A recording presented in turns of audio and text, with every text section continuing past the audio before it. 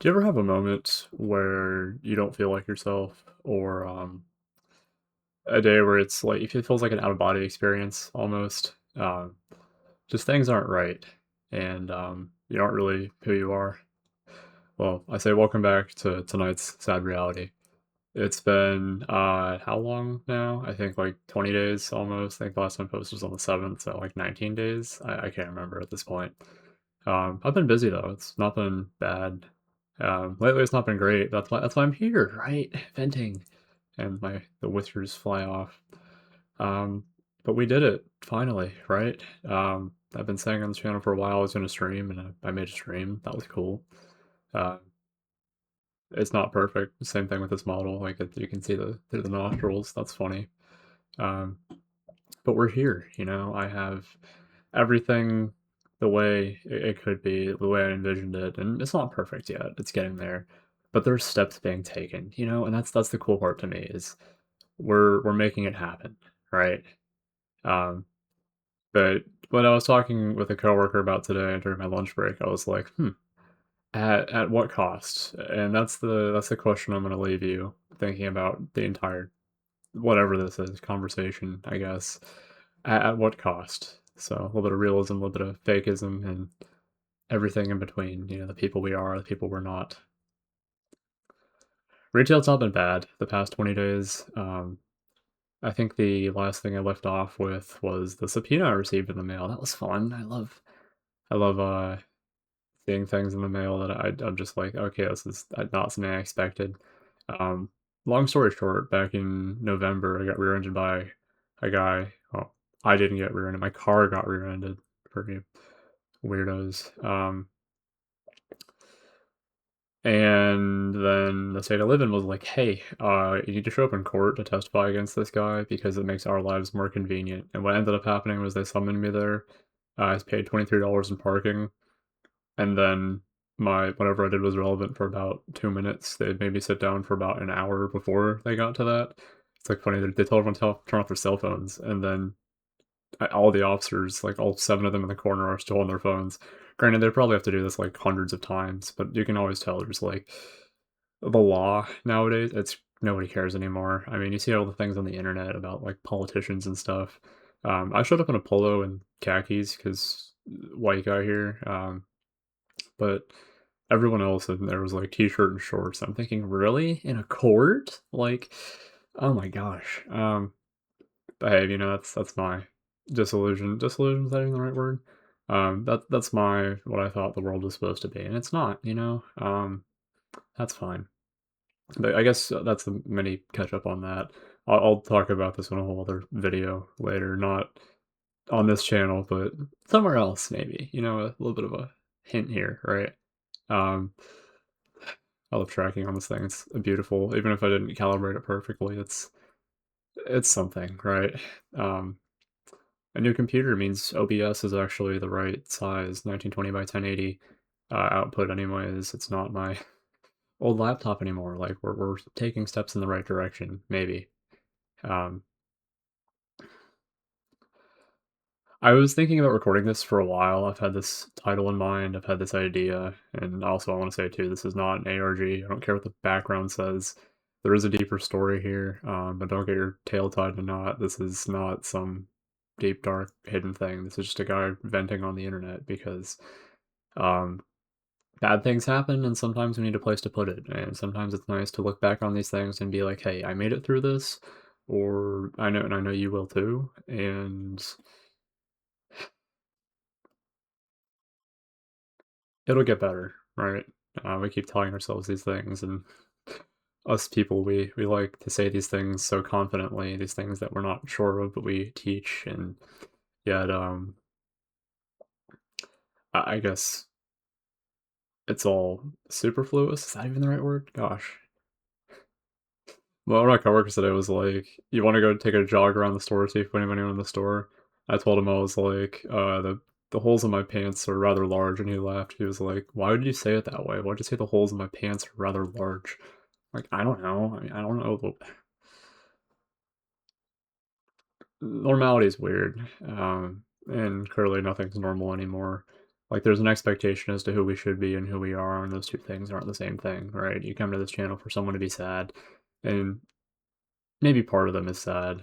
Um, let's not be conflated with another part of him that drinks energy drinks on stream and has tons of fun and does all these other really cool things. Like, you'll never see this facet on the channel again outside just me saying, "Hey, we did it," right? After 2 years of toiling away and not really spending any of it, but we made the most of it, you know? That's not what I'm here to talk about, though. It's already been about 5 minutes, 32 seconds of me yapping. Um, the number one thing I think about when I'm at work is who I am, I guess. Who I need to be and where this fits in the world or salvation as a whole. Crazy things, right? Crazy topics that don't belong on the internet because they're polarizing and some people are put off by it immediately. And I don't know. I think there's a place for it. I think there's a heart for it. And I hope people find the things they're looking for. And above that, I hope people find the things they need. Sometimes that's a crazier concept in a way. But I get paid in a way to lie to people, if that makes sense. YouTuber talking to you, right? I would love lying to people. Let's ask someone, like ask an influencer for their opinion, and we're the most genuine people on the planet, right? Right, right. Um, us influencers, wow, we're so genuine. But when people come in, they're like, "How you doing today?" You know, as the cashier at the store, "How are you doing today?" And I said, like, "Hey, it's great. Today's been going well so far." You know, and it's really the same response every time. In fact, there's very little variation on that. It's just, "Today's been great," you know, and I'm confident it's going to be. Even if that's not remotely true, it's just the easy thing to do. It's the easy thing to say. It's the easy person to be. It's the person that, you know, the boss wants you to be. Not that that's a bad thing, or maybe it is. I don't know. I haven't figured that part out yet. Um, where I wonder about that is sometimes it takes away from the realism that is having genuine friendships, coworkers. I mean, the people that you're supposed to care about. I have this one coworker. He's definitely much older than me. I would say like 10, 20 years maybe. Um, and he often asks me, he's like, genuinely, how are you doing? Are you all doing all right? What's going on in your head? Because sometimes I kind of space out, and I'm like, hey, it wasn't good today, you know, or like my mom's been being parents are parents, right? Um, I hate the thing when I smile, and that's why I love physics bones. Um, I hate hypocrisy above all else. Like when my mom was like, "Oh, hey, put the dish in the sink and then turn it on, and then put that in the dishwasher." I'm like, "Well, mom, the dishwasher was running. Like, there's nothing I could have done there." And she was like, "No, it's not." And I'm like, "Well, we have this sign on the side of it that says clean or dirty." And it was flip to clean. She's like, "Oh, I forgot about that." I was like, "Okay, that's fine, you know, whatever." And I'm like making my way out to work, and she's like, "Well, are you gonna do it or not?" I'm thinking, really? Small things add up. Like 3 days of, like, my mom doing really annoying things, and I'm just like, "Okay, you know what? This is fine. We'll live with it, we learn from it." It makes you better at the end of the day or something. There's a guy today at work who, is holding a baby, not really a baby, like a toddler in his hands, and I never really say, like, "God bless you" to someone on the way out, but there are some people who I know their battle is just beginning, and this kid was, like, hitting him in the face, and he was holding her, and he was like, "She just does this sometimes, and we love her." I'm like, "Wow, that is parenting." You ask me. I think the second half of parenting is, like, disciplining them and saying, like, "Hey, you know, there time and place for this and that." But wow, I've never seen someone with that much patience, I guess. It's been a minute. That's something I envy in people, parents, the capacity to look at people and be like, "Wow, um, you know, my life is weird now, but you know what? I'm gonna make time for you." Um, So that's what my coworker does in a nutshell. He makes time for me, and he's like, "Hey, how are you doing?" You know?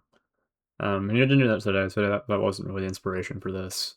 There's another coworker who gave me the back after someone was trying to return shoes that they'd clearly worn, and there's it's life. I mean, being in a store that sells shoes, you're gonna have people be like, "This shoe is faulty," and you see their kid like scuffing their shoes on the way out, and you're like, doesn't take too many brain cells to put two and two together." But what am I? I'm some idiot on the internet. We we move on, but he got yelled at by some customer for something that it was clearly a customer's fault, and, drawing a parallel to my parents here, definitely not. I would never do that. Um, but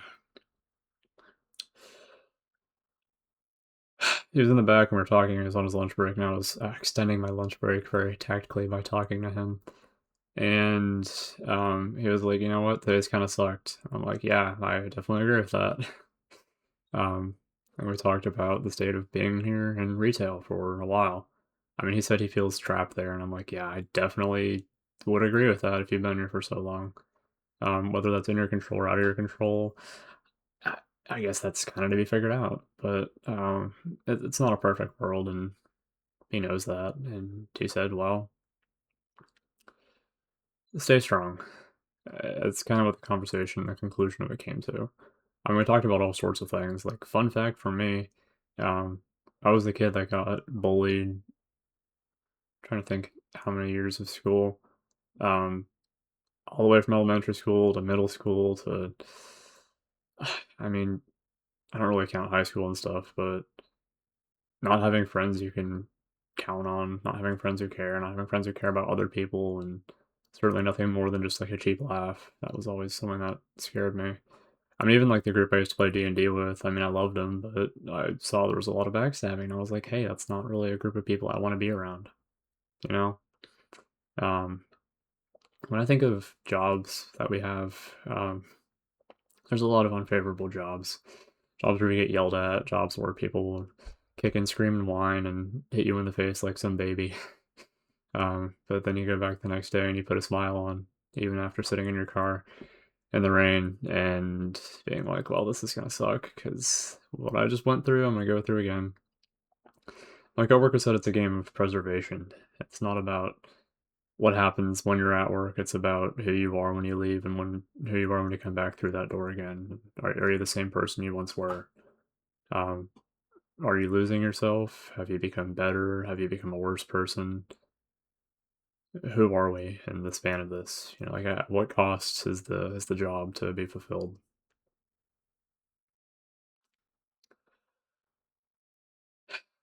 I looked at him. I was like, honestly, I think this job's probably made me a worse person.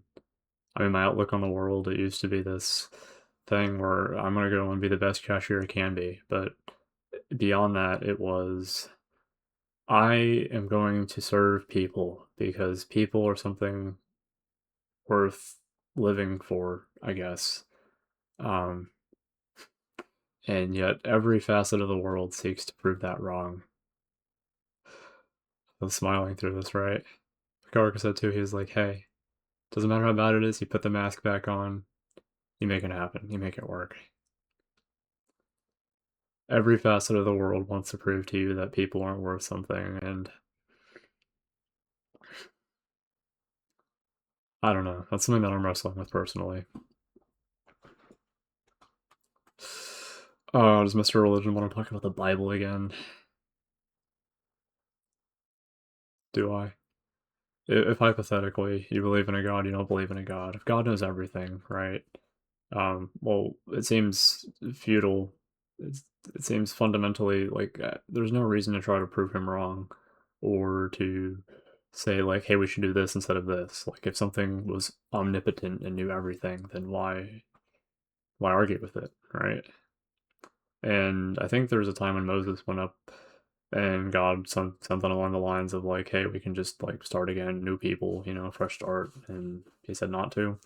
Again, it's coming from the perspective of someone who really hasn't read the Bible too much. It's just like, hey, I was reading it earlier today, mostly to prove my own hypocrisy to some extent. But um, if people could just live 1 second and die the next second, but yet we say, no, we're gonna stick this out to the end. Why? I guess. Why?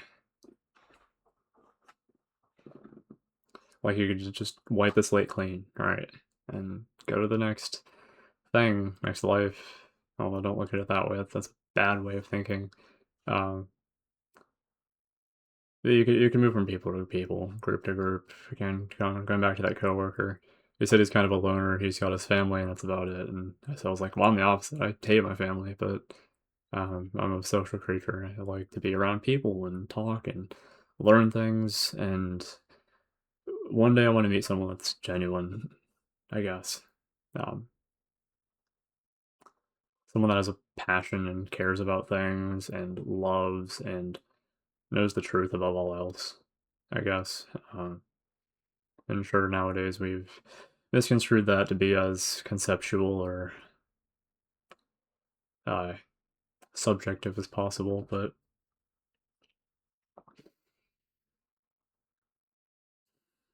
I did a 10-hour stream.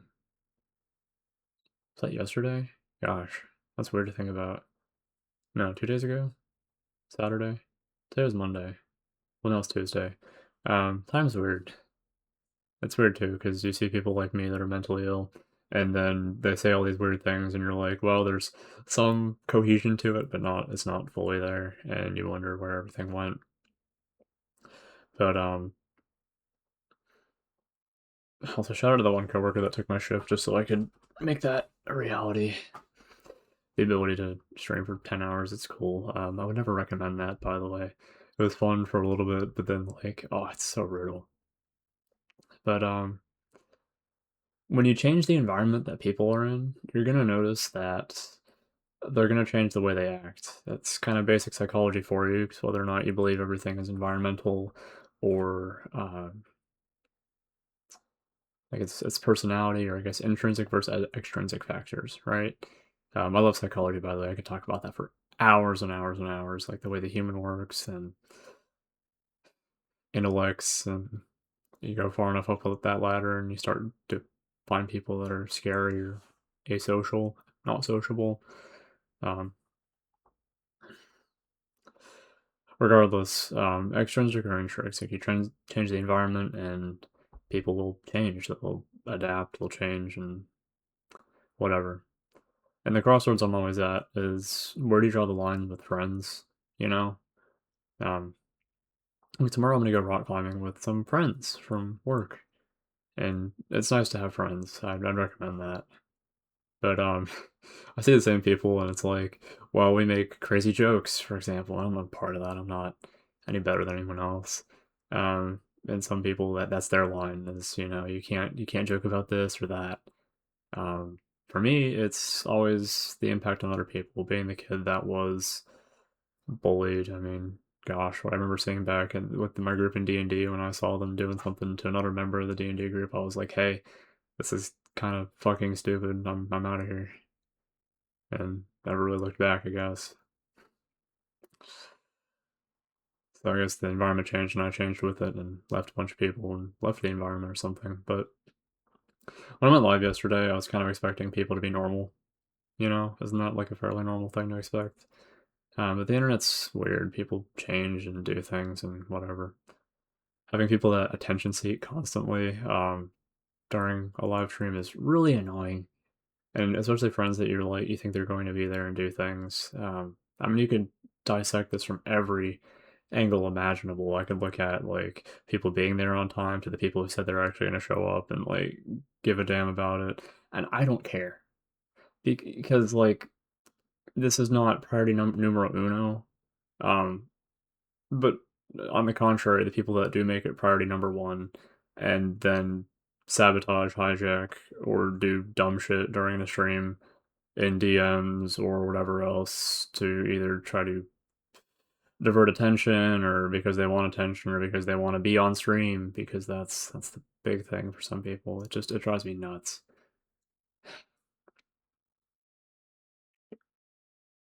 At what cost? Would you sacrifice a friendship for 2 minutes of fame? Would you do some heinous thing on the internet for a laugh? What is TikTok?